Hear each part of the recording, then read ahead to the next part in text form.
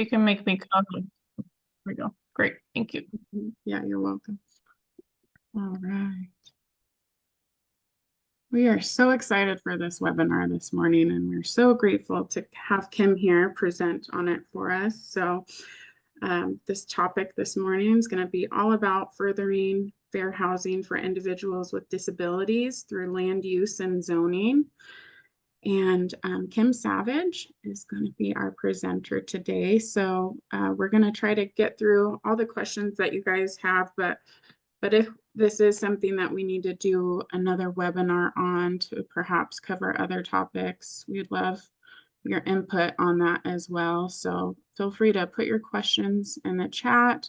You could even come off camera and ask your questions as well. But if we do get a little bombarded with questions, we might wait until the end so that Kim can get through the content of her presentation this morning. Again, we will have it recorded as a resource on our Walker webpage for you guys as well. So with that, I'm going to pass it over to Kim to properly introduce herself. But thanks you guys for being here this morning.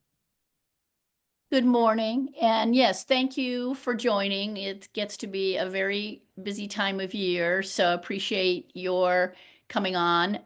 This is a very kind of fast-paced training, and I'm going to start with some fair housing basics to make sure we're all on the same level playing field, and then move into the focus, which is fair housing and land use and zoning for the purpose of developing, siting, and operating housing for individuals with disabilities. That phrase pretty much tells you what I do. I have a very narrowly focused practice. I'm a California lawyer, but I do various types of technical assistance work and training around the country. I also work with local jurisdictions to see that their land use and zoning regulations comply with fair housing laws. This training is focused on the Federal Fair Housing Amendments Act, and it is not Washington state specific. But it's always really important when you're doing work in this area to look at both the federal and the state fair housing statutes. We're going to encourage questions, but potentially hold off on answering all of them if we start running out of time, in which case I'll have the questions and Jason and I will figure out how to get responses out to all of you who are attending this session. There's a lot of material to go through, so we will get started with one caveat, which is at the bottom of the page. This is a training for educational purposes, and I'm required to tell you that none of our conversations constitute legal advice, nor are we creating an attorney-client relationship by this training. What that means, practically speaking, is that if you have a question for me, I'd like you to make it kind of generic so that I'm not actually giving you legal advice on a specific problem. Next slide, please.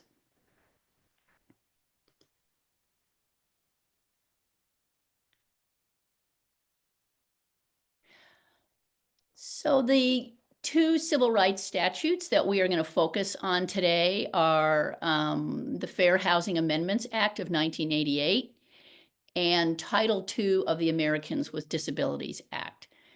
Both of these statutes have a dual purpose.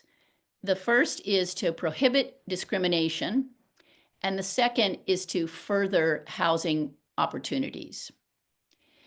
There is, despite the fact that these two statutes are complementary, their focus is quite different. And there sometimes is some confusion about this. The Fair Housing Act applies to residential dwellings, which we will define and talk about a few slides in.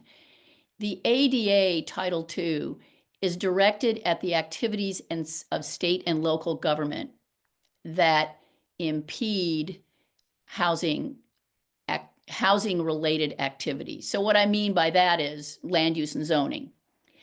How is the state, how is local government, cities or counties addressing land use and zoning regulations as they apply to individuals with disabilities? In some limited circumstances, Title II of the Americans with Disabilities Act applies to housing.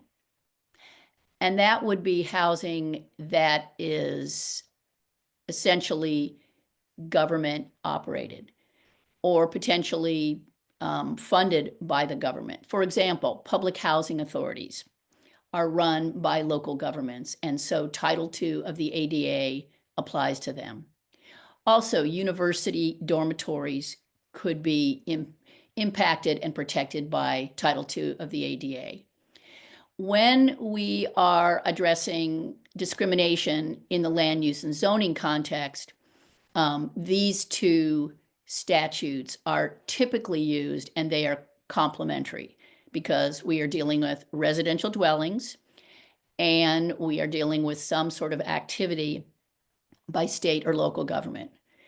There's a very important federal statute that preceded these two. It's Section 504 of the Rehab Act.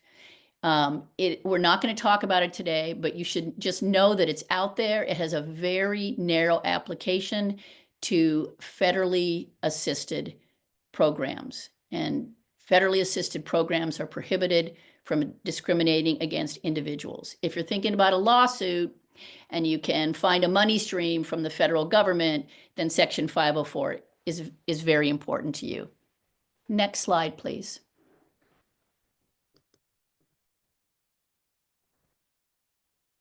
Thank you. So this is a paraphrasing of the federal statute as to what constitutes discrimination. And the language is very broad to encompass the range of discriminatory conduct or actions.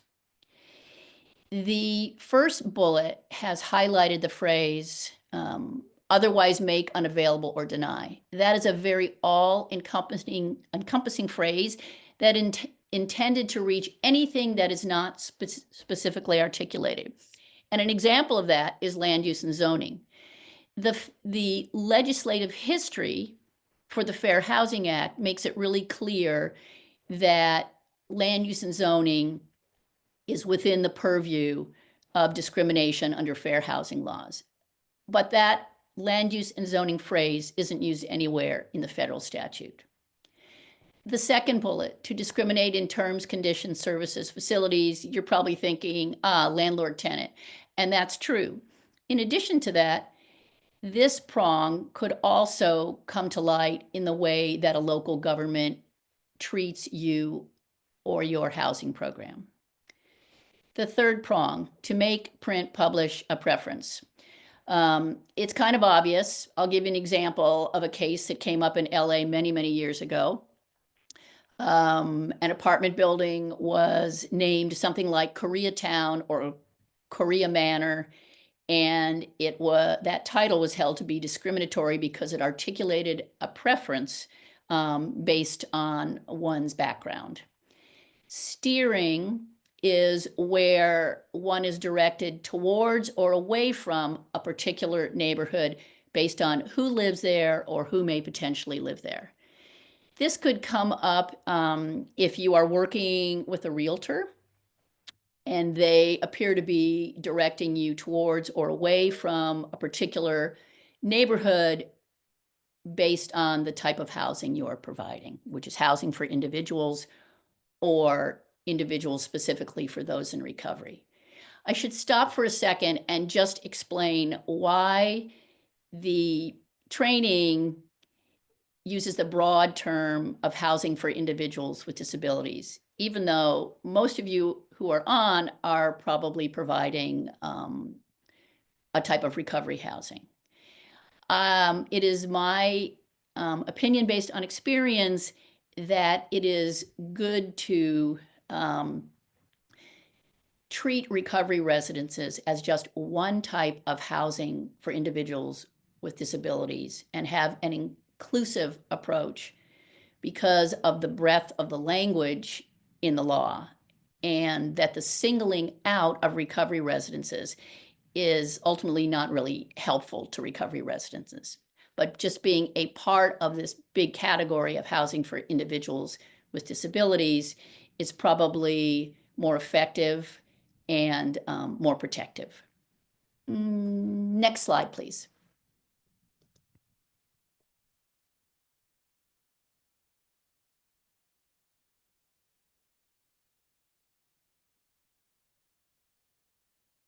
In addition to the broad statutory provisions that I just discussed, fair housing laws address prohibited conduct directed towards individuals with disabilities or housing providers like you. There are sort of two levels of liability. One is civil and the other is criminal. And most people don't know that fair housing laws includes these provisions. So under civil, any kind of words or actions that are intended to threaten, coerce, and this could include questions about disability. It could include the threat of citations, interfering with providing housing, interfering with access to housing. And this can lead to monetary fines. Criminal liability is a much more heightened kind of conduct where the use of force or threat is involved. Even an attempt could be sufficient under the statute. There are both monetary fines and even imprisonment. So who could violate these provisions? Even though there's a First Amendment right to say whatever you want, once you're threatening people and the threat of harm is not protected. So a neighbor standing outside housing for individuals with disabilities and blocking the entrance or yelling and name calling, depending on the specific facts and how severe it is, could be lead to liability under the statute. A neighbor making unfounded complaints about a residence to state or local authorities could be interpreted as an intimidation. How about hacking a website of a housing provider's or using drones? This just happened with one of the housing providers I was working with. The neighbors were using drones to fly over an affordable housing complex. It was intended to intimidate those who were residing there. So those are just some examples. Hopefully none of you have experienced this, but I want you to know that this is a really important provision in the law. In addition, this kind of conduct could occur in a public hearing or in a community meeting. Next slide, please.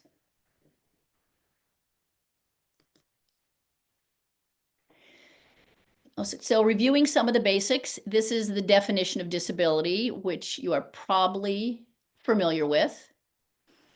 Even though there are three prongs, one meets the definition of disability under both the Fair Housing Act and the ADA with just meeting one of these conditions. The most common one, and the one you're most familiar with, is the first one, a physical or mental impairment that substantially limits one or more major life activities. So breaking this down, a physical or mental impairment includes disorder or condition affecting a body system, a mental or psychological disorder, or a developmental disability. Substantially limits means to a great degree or considerable. One looks at the nature and severity of the impairment, the expected duration, the impairment's long-term impact. Mitigating measures may take someone out of the definition of disability. For example, glasses or a particular medication, which basically overcomes the impairment that limits a major life activity. A record of such an impairment is something that could come up with some of your residents. These are individuals who have a history of an impairment that substantially limits a life activity. Or it could be someone who has been misclassified as having a disability. Being regarded as having an impairment is really a current misperception. Now, I'm not sure about Washington State's definition of disability. It has to be at least this protective. But I can tell you that in California, we have from the first prong eliminated the word substantially. And so California's definition of disability reads a physical or mental impairment that limits one or more major life activities. And California's definition is therefore more inclusive and more protective. In a sense, it takes away that kind of vague term substantially, which sometimes is in the eye of the beholder. Next slide, please.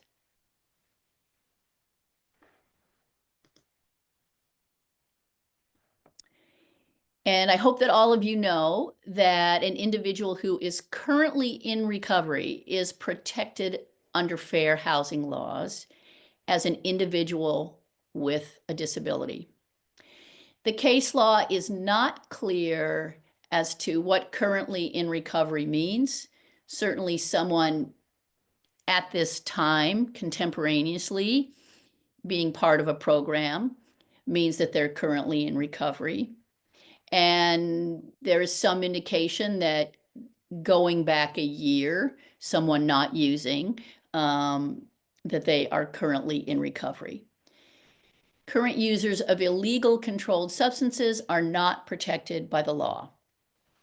However, a person who has a separate disability other than recovery from addiction is still protected under fair housing laws.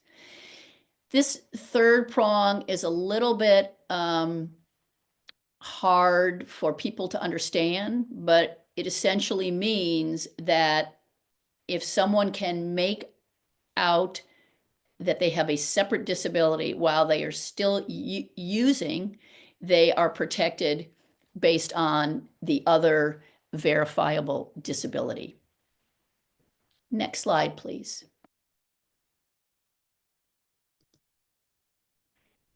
So how do you establish disability under fair housing laws? For individuals, if it's obvious, no additional proof is required. And this would include a recipient of SSI.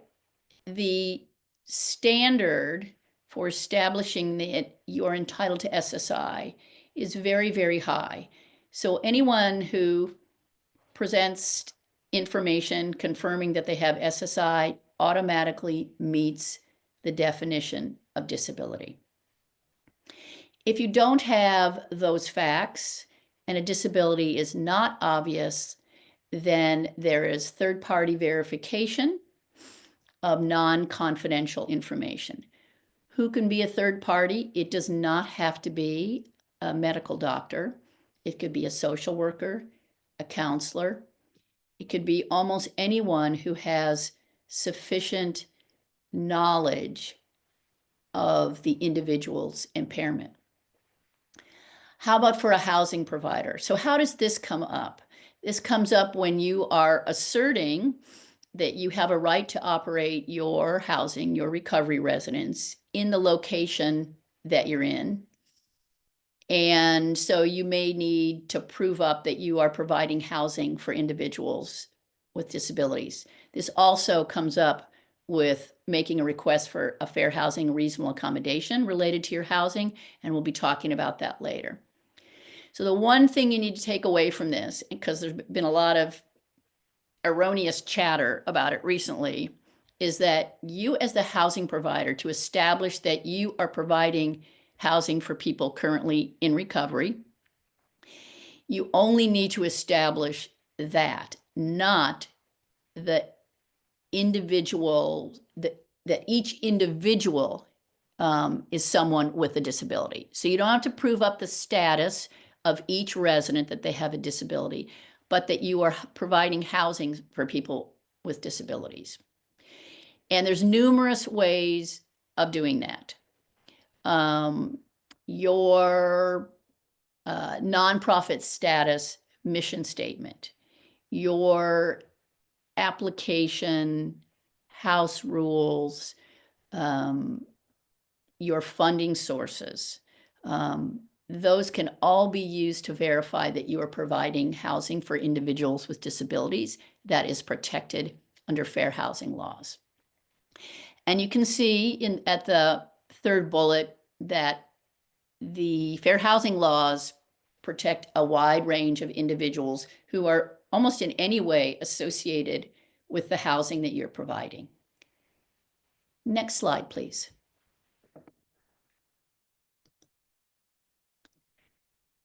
The direct threat exception applies to individuals who would be protected under fair housing laws, but they lose that protection because they are a direct threat in one or two of the ways that are set forth in this slide. It's a very high threshold to establish that someone is a direct threat. And that's because we want to provide protections to individuals with disabilities. You need objective evidence of overt acts that are relevant and recent, not something that happened 3 months ago and you never did anything about it. Acts that directly threaten harm, but also one need not wait for harm.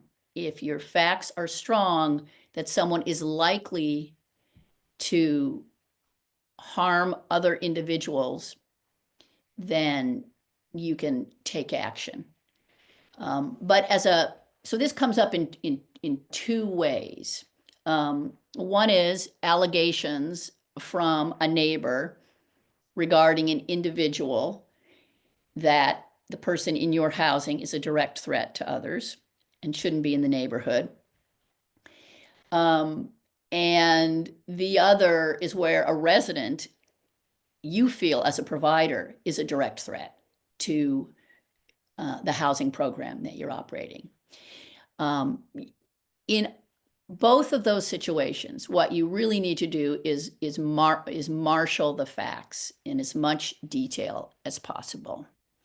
And in one instance, you are defending the resident's right to be in your housing when you have allegations from a neighbor.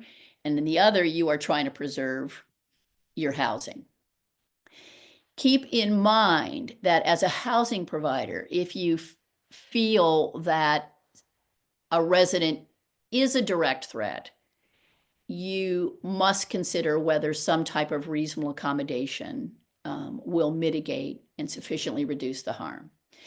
Now, I realize we're not quite at the land use and zoning context, but as we move through some of these really important provisions, I'm giving you information that I think as a housing provider you need. So there's some kind of underlying information that I really want you to have, even though the focus, which we're getting to very soon, is land use and zoning. Next slide, please. In order for your recovery residents to be protected under fair housing laws, it must be identified as a residential dwelling. And you can see what the formula is here. A building intended for residential occupancy, where the occupant stays for more than a brief period of time. And this would be non-transient. Unfortunately, despite a lot of searching, we can't find a definition of transient, but it's certainly something that's very short term. And then the third element of this formula is that the person intends to return to their residence. They view it as their home.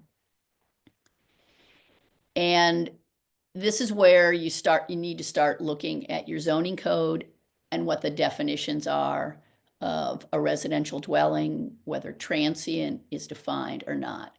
HUD has produced a memorandum on this and looks at the length of stay of the individuals, how a rental rate is calculated, whether there are terms in the length of a stay, amenities, how the property is marketed, whether the resident has a right to return to the property, and whether the resident has anywhere else to return to.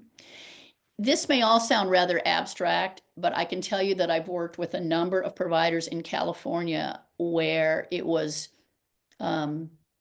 asserted that the recovery residence was more like a hotel because of the very short-term stay and subject to a very high transient occupancy tax. You don't want to go that route. And so if you're providing a residential dwelling, you need the indicia of a stable place where someone is going to live and where they know they can return to. Next slide, please. So these are examples of residential dwellings that we know from the case law are covered by the Fair Housing Act. There's an asterisk on single-family homes because there's an exception, which we're not going to get into here. It's not really relevant. Homeless shelters, there's also an asterisk there. And that's because some of the cases say that homeless shelters are protected under fair housing laws, and a few cases say they're protected under the Americans with Disabilities Act. Either way, they are protected. So what's not on here? What's not on this list? Hospitals, because people don't view this as a home and a place that they probably don't want to return to.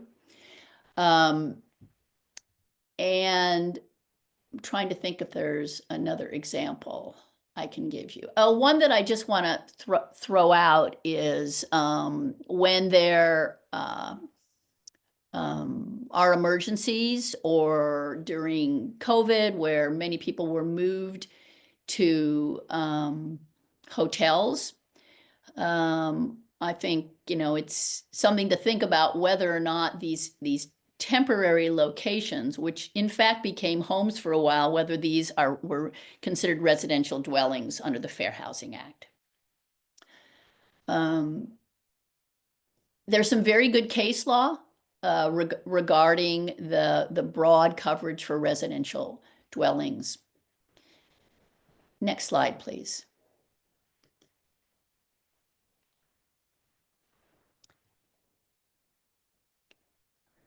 So this is just a really general statement about the theories for establishing discrimination under the Fair Housing Act. The first is facial discrimination, which on its face, meaning just reading the information, it explicitly singles out a particular class. One of my favorite examples is the City of Los Angeles zoning code.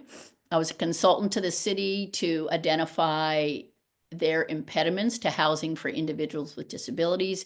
And then we essentially amended the code, brought it to the city council, and the amendments passed. But in the definitions, there were two definitions of hospital. One was a general hospital, and then the other was a hospital for the drug addicted and mentally disordered.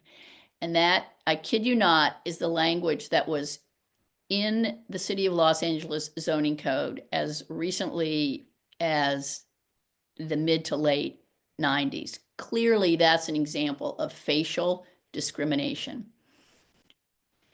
Disparate treatment is where there is it's neutral on its face, but there's actually a discriminatory purpose behind it. For example, registration requirements for all, quote, group homes. We're not going to worry about defining group homes. Let's just say that's in the zoning code. It's an ordinance that passed. It says that the city X now is going to require that all group homes register with the city. But the city only enforces this registration requirement with recovery residences. And behind the scenes, the ordinance was passed specifically to go after recovery residences. So it might be neutral on its face and not single out a particular category of individuals or type of housing, but it has a discriminatory purpose. Disparate impact, there's no discriminatory purpose, but the consequences of the action or the rule have the effect of discriminating against a particular group of people or disproportionately adversely impacts members of a protected group, individuals with disabilities. In these cases, disparate impact cases, these are extremely hard to prove. They require a lot of experts, a lot of numbers on the impact, and the government need only show that there's a sufficient justification, substantial, legitimate, non-discriminatory interest in proceeding the way it is. There is also a failure to provide a reasonable accommodation. The courts have held that this is not a separate theory of discrimination, which some have asserted, but that certainly denial of a fair housing reasonable accommodation can be discrimination, but it's not its own separate theory. Any questions at this point?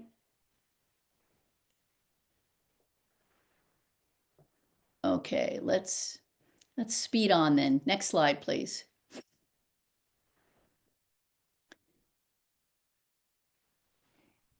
A little history on the Americans with Disabilities Act.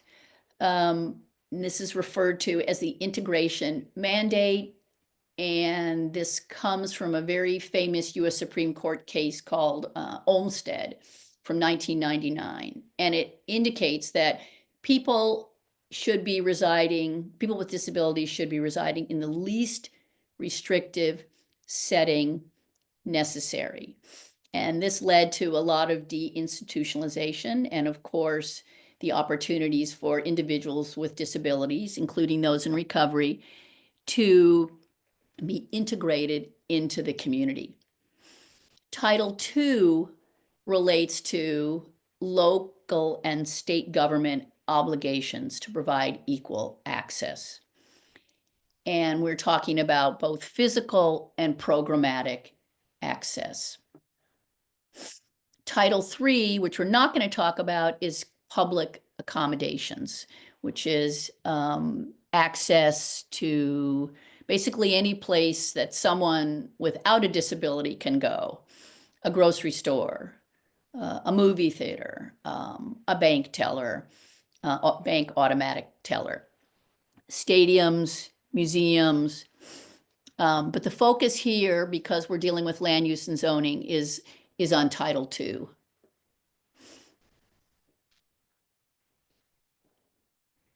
So some examples of Title II cases, well beyond just sidewalk ramps, access to auxiliary services at city council meetings and other meetings, modification of complex and lengthy applications for benefits,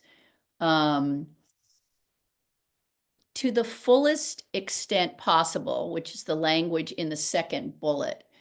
That means that there may not be absolute equality, and that in some instances, separate but almost equal applies to Title II of the Americans with Disabilities Act.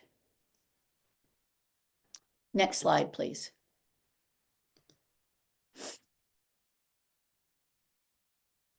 So HUD is the enforcement agency for the Federal Fair Housing Amendments Act.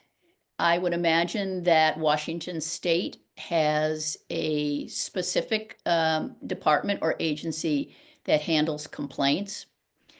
When HUD receives a complaint from someone in the state of Washington, it will probably refer the complaint to the state agency because it has determined that Washington State's Fair Housing Act is substantially equivalent to the federal law. So the administrative process allows someone to file a complaint of discrimination without any charge whatsoever, and frankly, without a lawyer if they so choose. The complaint must be filed within 1 year of the alleged discrimination, unless the assertion is that the discrimination is ongoing. But it's a 1-year statute of limitations.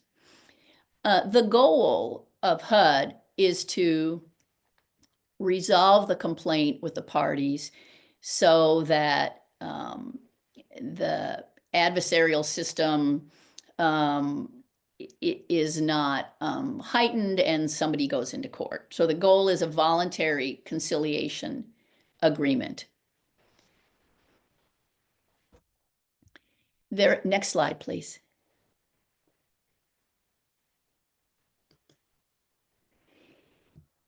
The Department of Justice is responsible for enforcing the Americans with Disabilities Act, and it also handles land use and zoning complaints. So if you file a complaint with HUD that involves land use and zoning, it is likely going to end up with the Department of Justice. Again, it's an administrative process. It's a very accessible process for filing a complaint. Just like HUD, you can file online, you can call up and make a complaint. Somebody could just write a letter, send it to HUD, and HUD will eventually call you up and you will start the process for filing a complaint. It's a shorter statute of limitations, but if you have ongoing discrimination, then the statute is not told. And I mean, I encourage people to use this process because it doesn't cost any money. And there's a certain point where you can decide if you don't feel like the administrative process is working, you can end it and you can file a lawsuit in court. Next slide, please.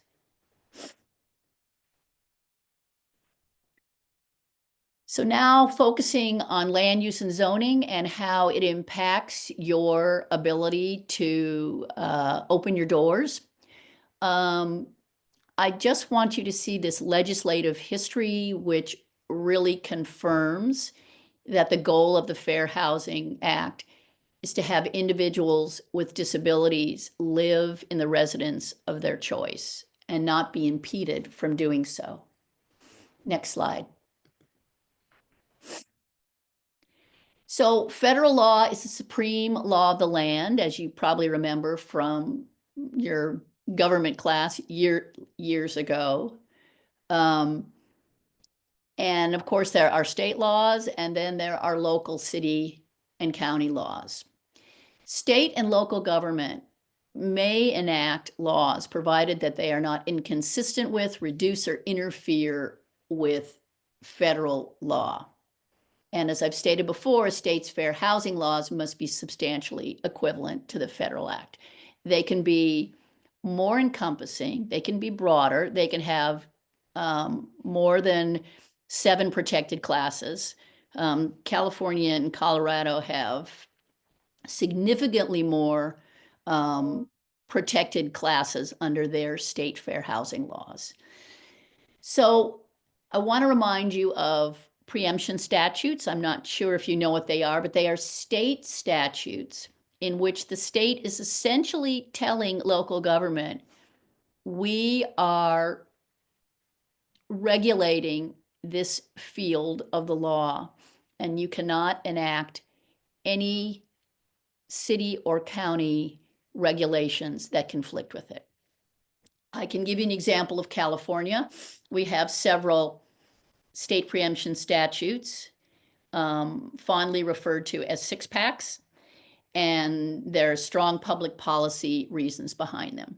So for California state licensed community care facilities and state licensed alcohol and drug programs, those facilities that have 6 or fewer residents must be treated like any other household and cannot be subject to any additional planning approval processes. So the reason behind that, the public policy reasons, are that California finds it important to allow small facilities to be located within the community, and that there has been significant discrimination in the past on citing state licensed facilities. So we're going to tell all cities and counties in the state of California that you have to permit these small facilities in single-family residential zones and not impose any additional requirements on them. Preemption statutes are a really great way to essentially include further public policy on really important matters within the state, and they are becoming more popular, used more frequently to attempt to eliminate discrimination at the local level. Next slide, please.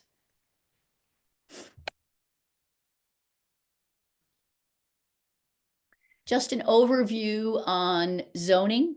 The justification for zoning regulations is just purely a rational basis unless there's conflict with federal or state law.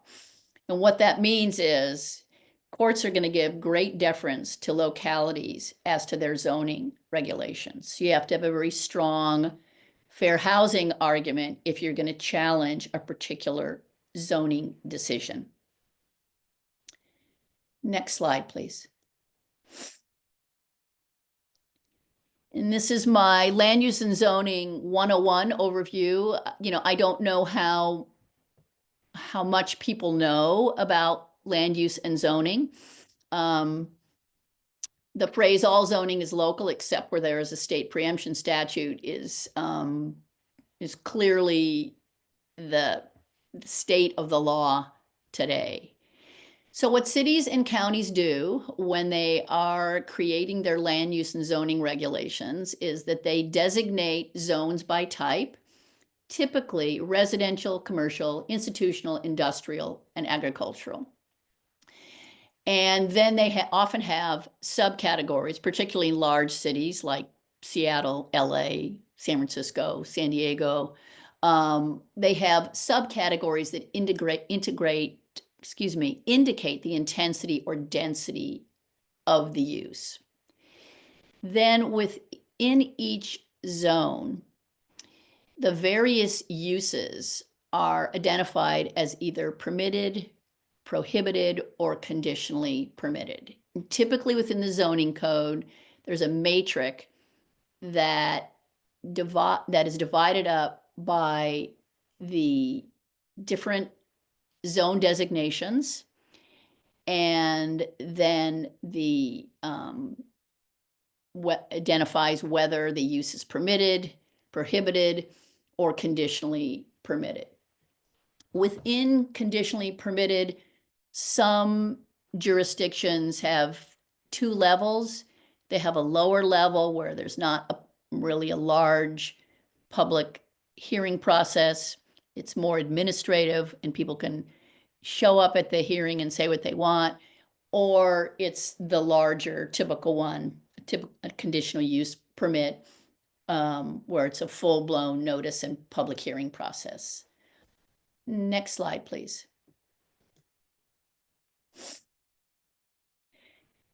These are just some general statements about land use and zoning in relationship to your housing. it is really essential that you get the use classification correct, because it is going to determine where you can locate, how you may operate, and what regulations and restrictions apply. And these regulations may be anything from building and safety to public health to fire code requirements. So the upper right box is really there to let you know that it's pretty well established that housing for individuals with disabilities is a residential use, not a business use, which we'll talk about a little bit later. And the type of housing you provide, which is not subject to licensure, is typically regulated differently than state licensed facilities. The upper left box refers to something which shows up in most zoning code. It might be entitled a director's discretion. So if your use is not defined in the zoning code, then you can attempt to make an argument that is sufficiently similar to what is defined in the code, and it should be treated as such. This could happen with a change of use also. There was a case I had where there was a senior assisted living facility, and the building was sold and it was going to be used for a state licensed in California called a community care facility or residential treatment program, focused more on mental health. And instead of going through a full-blown conditional use permit process or change of use process, we were able to assert that what the new use was sufficiently similar to the prior and was not going to be any more detrimental to the community, so that it was just purely an administrative decision, which made it very easy for this new program to operate there. Next slide, please. Okay. These are common land use and zoning regulations that show up in city and county codes and somehow restrict or prohibit housing for individuals with disabilities, specifically shared housing. I looked at Seattle zoning code and they do not have a definition of family, but most jurisdictions do, and that can be limiting. Conditional use permit requirement, increasing parking requirements, neighborhood notification procedures, probation or parolee controls. Has anyone seen the last one in their area?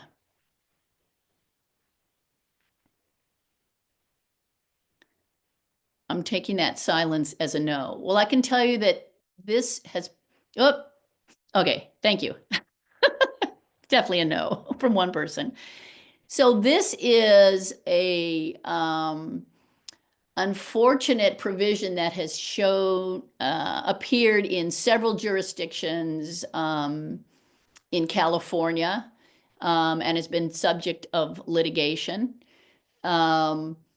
where a local government defines probationer and parolee housing and limits the number of probationers or parolees who may reside in that residence. They are illegal, even though probationers and parolees are not protected class members. You may have a lot of individuals with disabilities who can assert their rights under fair housing laws to reside together. Next slide, please. Okay, this is one of the fundamental challenges for providing recovery residences, which are not subject to licensure in most places. There may be a certification option, or in some jurisdictions, a requirement, which is highly questionable under the law. But typically, it's the definition of family that is impeding the siting of recovery residences in low-density residential zones. Typically, the definition is this first bullet. People related by blood, marriage, adoption, or court order, but no more than 5 unrelated individuals. I've seen 3 unrelated individuals. 5 seems to be the most common. This is really a very problematic definition, because if you don't meet that definition under the zoning code, then you're not allowed to have more than 5 unrelated individuals living together. The courts have not held, except in California, the courts have not held that this is illegal. There's a very important California case from the 1970s, before the 1988 Amendments Act to the Fair Housing Act, which states that based on privacy interests, you cannot distinguish between related and unrelated individuals, and you cannot cap or limit the number of unrelated individuals who may reside together in a family-like way.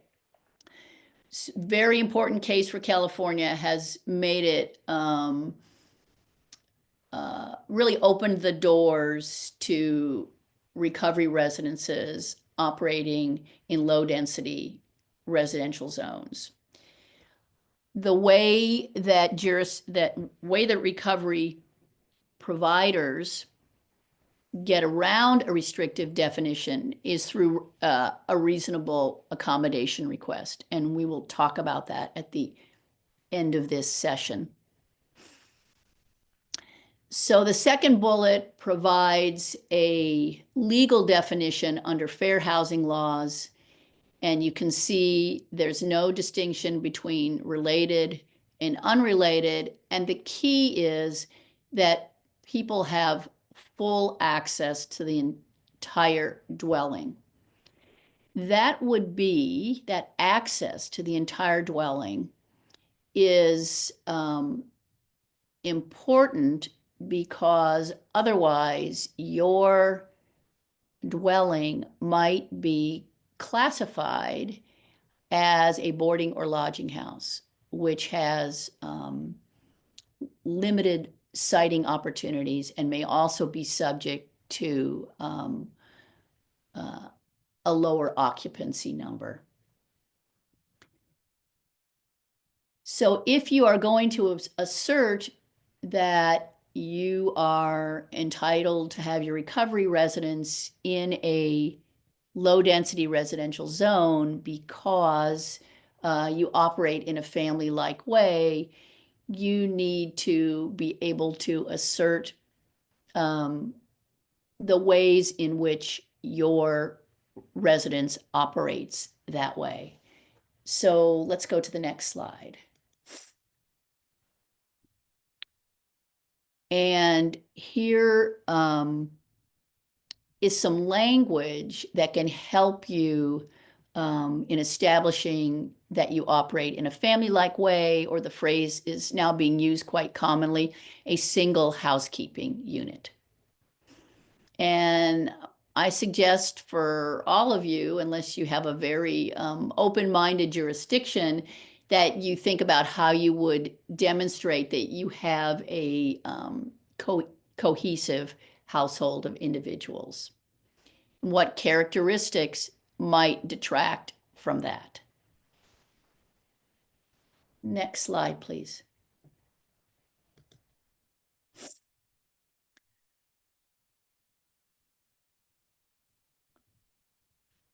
So it is common that there's an assertion that your recovery housing is not permitted in a residential zone because it's operating like a business.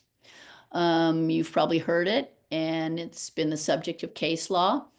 And the cases hold that you can be collecting money but that is ancillary to providing housing to individuals with providing individuals with disabilities with housing.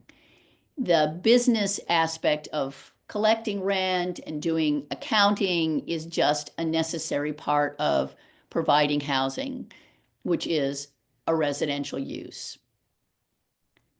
Again, it's very important that you or someone you're working with be looking at your zoning code to find the matrix and figure out where particular uses are permitted, where they're prohibited or conditionally permitted. Next slide, please.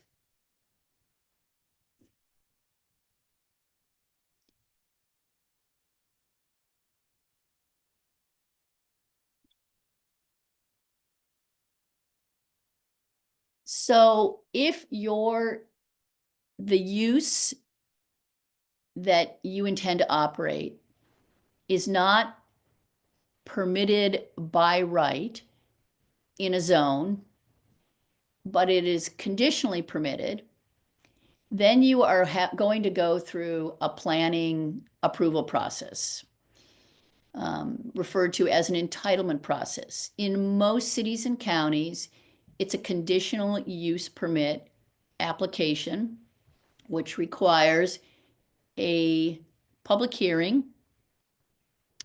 which is preceded by notice to neighbors within a particular radius,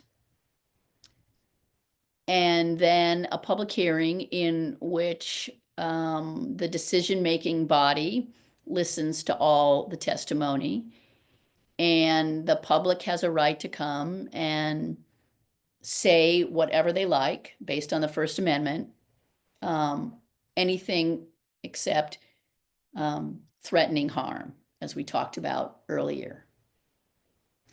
This is the traditional planning approval process. It costs a lot of money, it takes a lot of time, and frankly, it can be pretty painful to hear people who are opposed to your housing stand up and make all kinds of assertions about how problematic it'll be in their neighborhood. Next slide, please. The standard by which your application to operate is evaluated is a general welfare standard, meaning the city or county will look at whether your use will be detrimental to the surrounding community. It can look at density, it can look at aesthetics, and it can look at whether your use is compatible. It doesn't consider whether you are providing greater housing opportunities for individuals with disabilities. And anybody who is going to go through a conditional use permit process is going to have to put in a lot of time and effort into explaining to both local government and members of the community why their proposed use will be absolutely fine in the location you're proposing. So as part of the conditional use permit process, the local government planning staff will propose conditions related to your operation, and you will have a chance to see those in advance and then try to negotiate any conditions that you think are not appropriate for your use, are potentially discriminatory, potentially single out your use, and treat your use quite differently when there is no legal justification for it.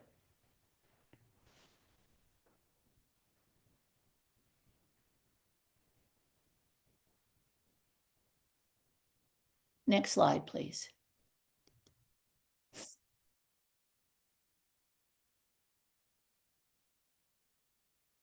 when I have a smaller face-to-face group, we do some role playing with some of these examples. But I just want you to see them. You may already be familiar with them, but these are really typical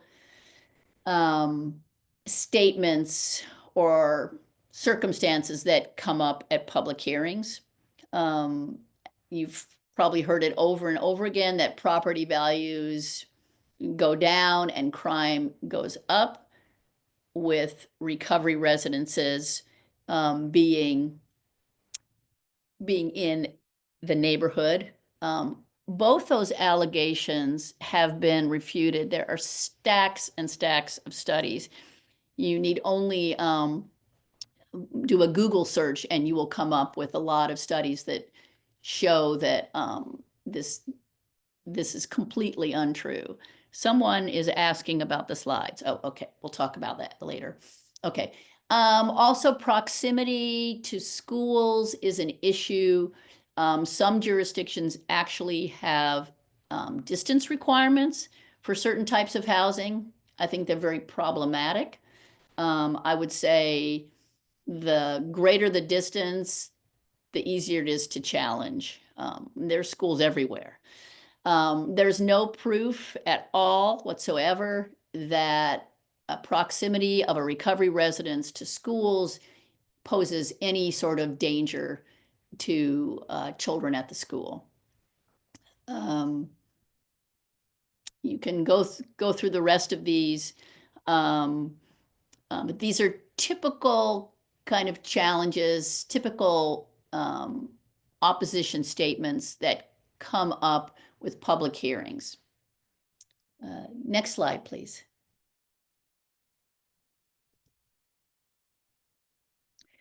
Okay, when you are going through a typical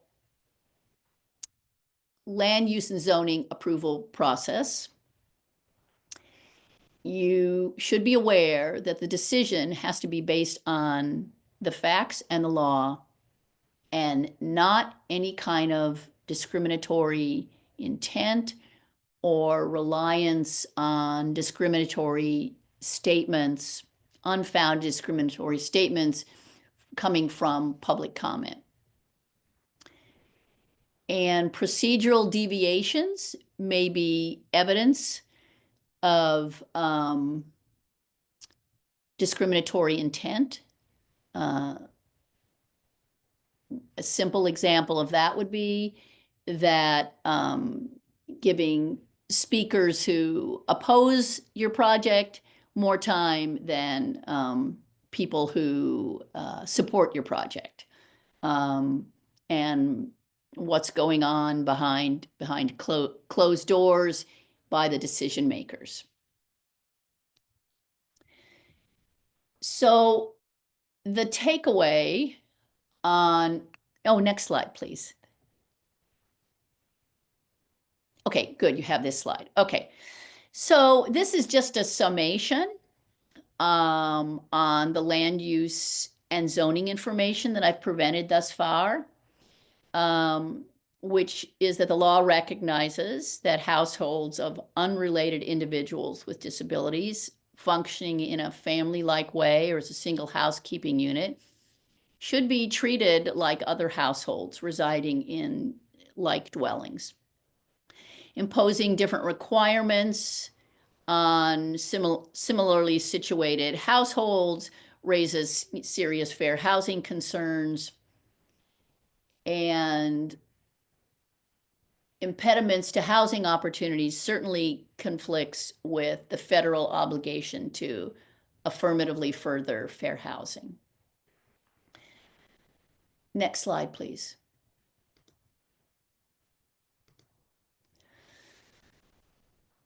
As an alternative to the conditional use permit process, if you are providing housing for individuals with disabilities, including those currently in recovery, you should avoid an entitlement process and make a request to local government for a fair housing reasonable accommodation. in California, we were able to pass legislation that requires every city and county within the state of California to have a fair housing reasonable accommodation procedure as an alternative to going through a conditional use permit or variance process. It has been great to have this in the law, and it took a lot of effort, but it's very, very important. So even if it's not in your law, in your regulations, you can still make the request. I did see in Seattle's zoning code, there is a provision for fair housing, reasonable accommodations, but there's absolutely no detail in how that process should take place.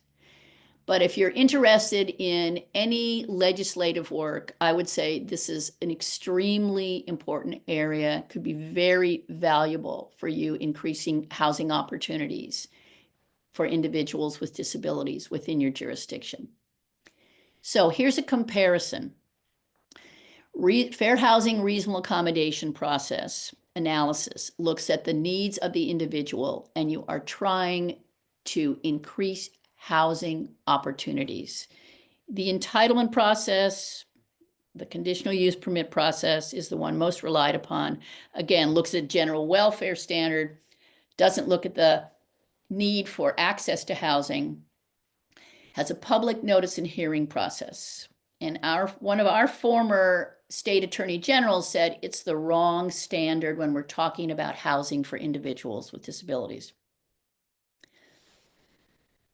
Next slide, please.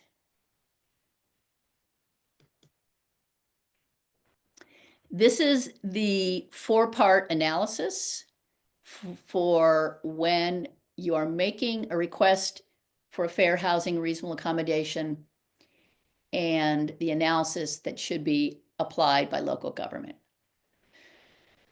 A typical example, as I mentioned before, is you're in a jurisdiction, it has a definition of family, which says no more than 5 unrelated individuals may be considered a family for purposes of residing in a single family dwelling in a low density residential zone.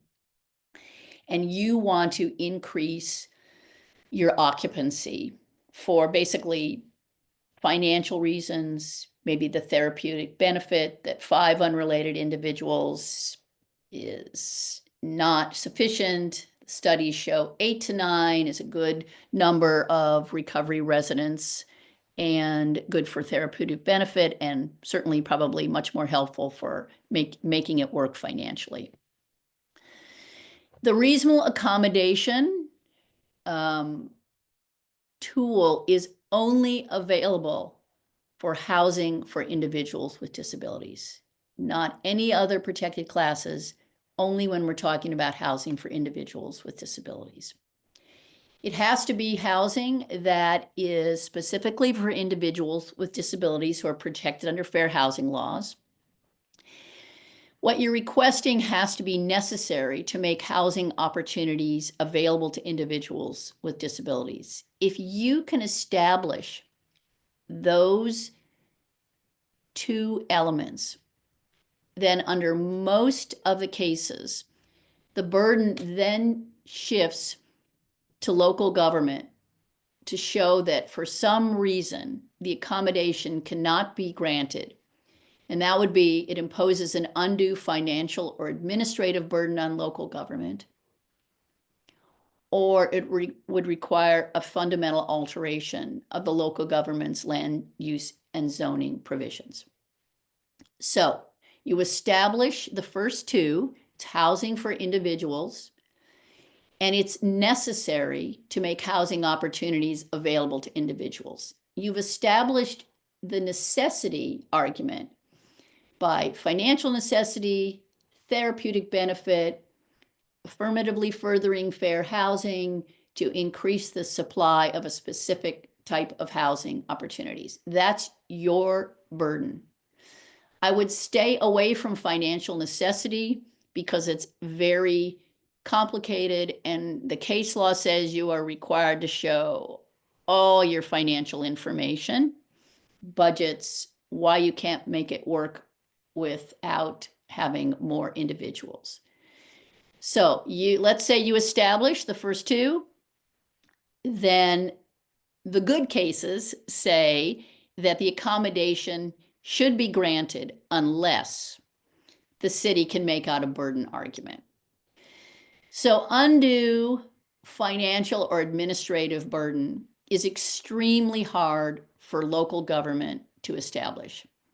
Financial harm, the local government cannot establish that because there's no financial aspect to providing the accommodation. Administrative burden is likely the same. When it comes to fundamental alteration of a local government's land use and zoning program, there is case law which says granting an accommodation, an exception, for one home is not a fundamental alteration of the zoning code.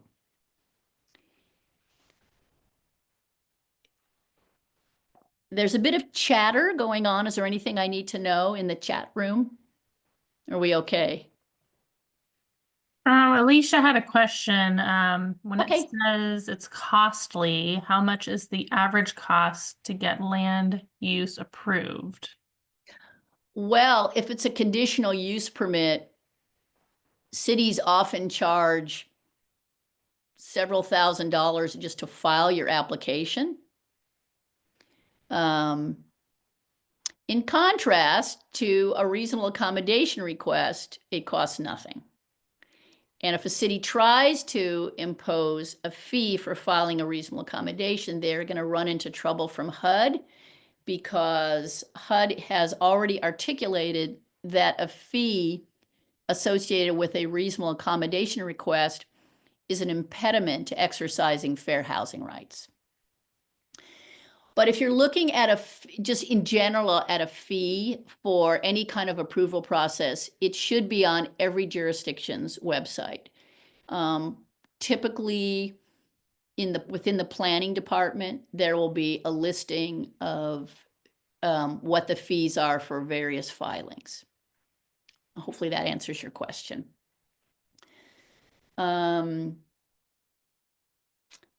Okay, next slide, please. Okay, there is, I'm sorry, there's a line problem there, but I'm pretty sure you can read it. So reasonable accommodation is really, the golden tool for those who are providing housing for individuals with disabilities, because there's no limit on the number of requests. There should be no fee charged. There should be no notice and public hearing process. And the decision should be timely.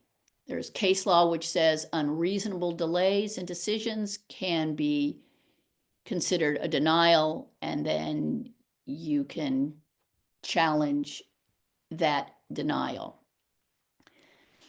If your jurisdiction does not have a reasonable accommodation procedure in its zoning code or located somewhere else in the municipal code, this is something you might want to work on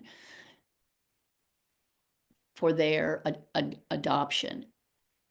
Even if there is no provision in local government, you can still make the request in writing and try to move it forward. You will be responsible probably for educating local government about fair housing, reasonable accommodations, and your right to make this request instead of going through a conditional use permit process. Next slide, please. So here are some exceptions where you might want to request a fair housing reasonable accommodation.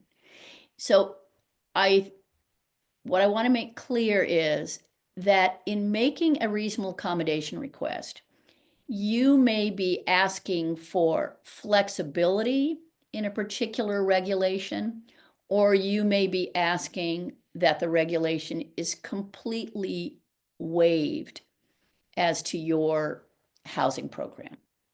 So there are different ways of this. The other thing is you will need to, when you make your request, you need to identify the specific law or regulation from which you want relief. Either you don't want it applied to your housing, or you want some flexibility in that.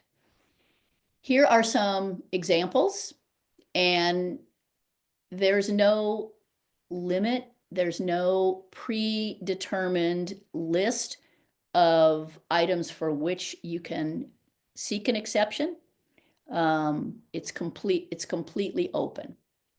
And you can see what some of these are. These are common ones. These are ones that I've worked on. The definition of family, trying to have a greater occupancy, is the most common one that I have worked on. Reducing or waiving distance requirements between residences. You will need to see if your state or your local government has any kind of spacing requirements for recovery residences. If your local government has a restriction that is a greater restriction than one that the state has, then you can potentially challenge that and say that the state has preempted the field and has indicated that recovery residences must be 200 feet away from each other. And if your local government has something else that is more restrictive, then it is likely violating the state's preemption statute.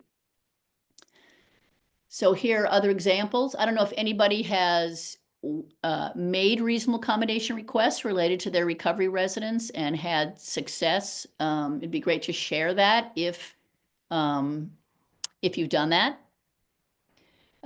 If not, I encourage you to really use this process, and I encourage you to have your local government actually adopt a reasonable accommodation procedure and put it within their zoning code. Next slide, please. There is an interactive process that HUD encourages and has included it in its guidance and memoranda.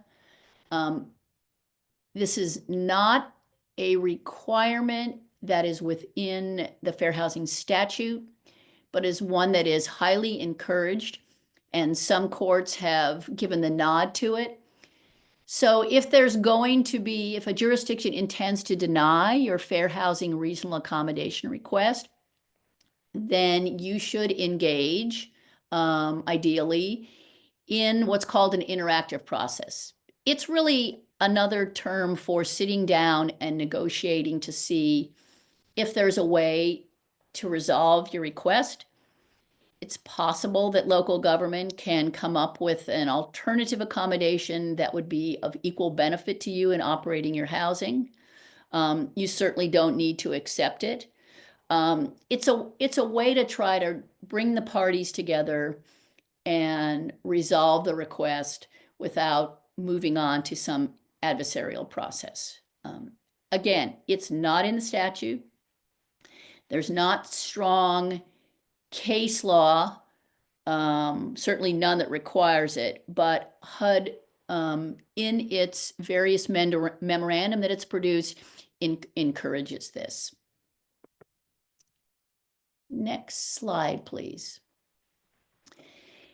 If you are working with your jurisdiction or a lobbyist to try to get a reasonable accommodation ordinance passed, these are some of the essential elements to an ordinance. I have worked on ordinances throughout the state of California. I've got models of them.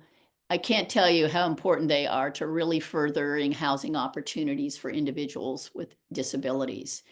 The four-part statutory analysis that we went over should be included in any ordinance. An ordinance should not sneak in the general welfare standard that goes with a conditional use permit process analysis. Stick just to those four essential points of analysis that I provided in a previous slide.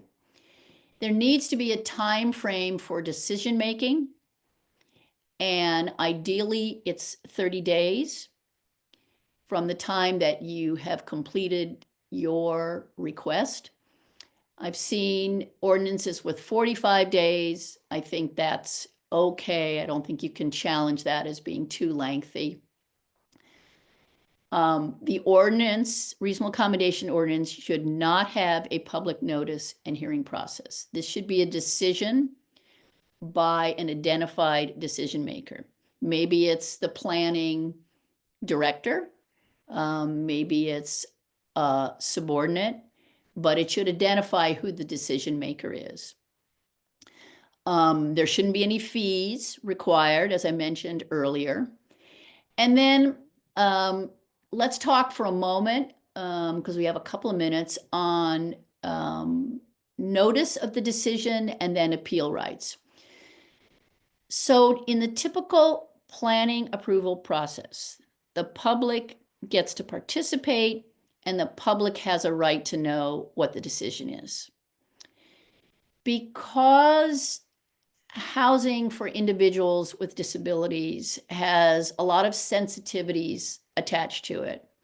Privacy rights of the people who are going to reside there, not wanting others to know who is living there and what is the reason they're living in this particular type of housing for individuals. This is the rationale for not having a public notice and hearing process. So even though there's no participation by the public in the decision to grant or deny a fair housing reasonable accommodation, who, if anyone, gets to know about the decision? So this was a big issue when I was working on the City of Los Angeles zoning code amendments, which included adding a reasonable accommodation procedure. And the resolution we reached is that only adjacent neighbors, or that would be neighbors whose property touches the property where you're operating your housing, have a right to know that a reasonable accommodation has been granted. And the notice is written in neutral terms, and it doesn't reveal any information that would be considered a violation of privacy rights. And then who gets to appeal if they're not happy with the decision? It should only be the individual who was denied the accommodation, or adjacent neighbors who are unhappy with the accommodation being granted. So there are a lot of elements to adopting one of these ordinances. The other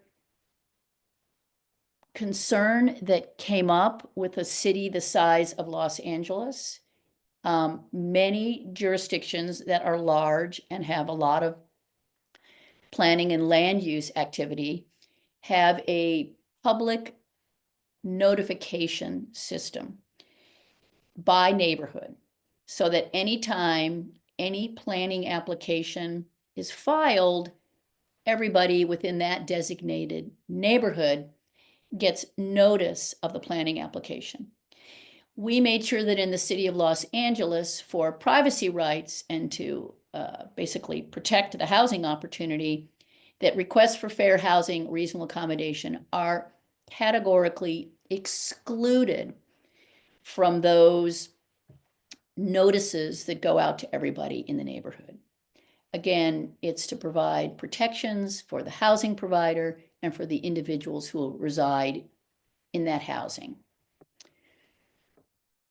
Are there any questions at this point? We have a couple of minutes.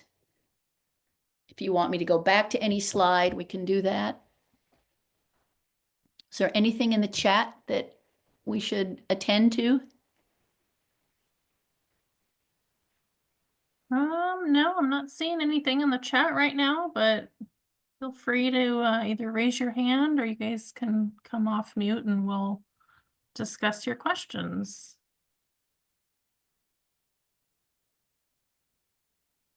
No questions. Okay. Oh, thank you.